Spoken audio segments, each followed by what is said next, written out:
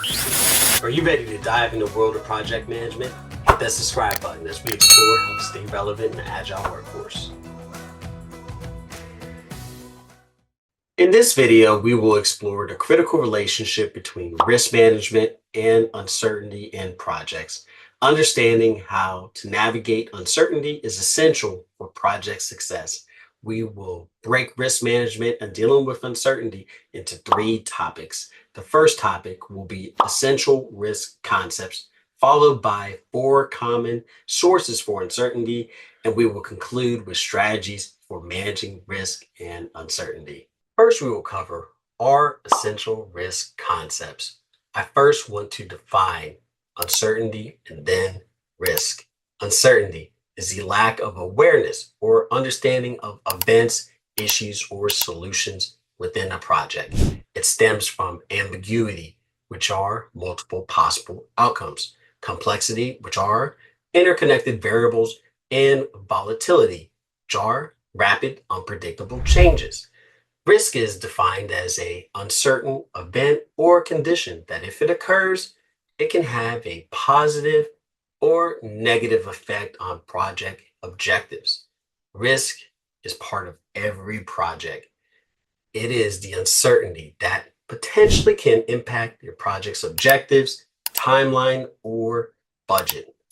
Common project risks can range from technical challenges, resource constraints, or unexpected changes in scope. The project manager plays a vital role in fostering a risk-aware culture, facilitating open communication. A project manager accomplishes this through risk management. Risk management is the process of identifying, assessing, and responding to project risks, minimizing their potential negative impacts and capitalizing on the positive opportunities. Each risk identification is key. Techniques such as brainstorming, SWOT analysis, and expert consultation are used to identify risk. Once risks have been identified, risk needs to be assessed based on likelihood and potential impact. This helps prioritize which risk needs the most attention.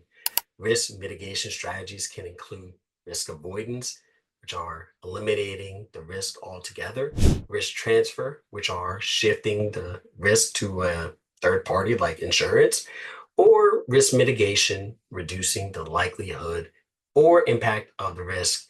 And then last but not least, risk acceptance. This is acknowledging the risk and having a contingency plan. In the second topic, we will cover four common sources for uncertainty: ambiguity, complexity, volatility, and general uncertainty. We'll also cover solutions for overcoming uncertainty. For instance, when you encounter ambiguity, multiple possible outcomes on projects, it can be addressed by using progressive elaboration, experimentation, and prototypes.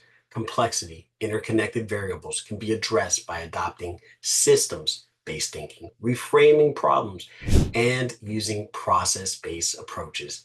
Volatility, rapid, unpredictable changes can be managed through alternative analysis and setting aside reserves. General uncertainty can be managed by proactively identifying and assessing possible threats and opportunities.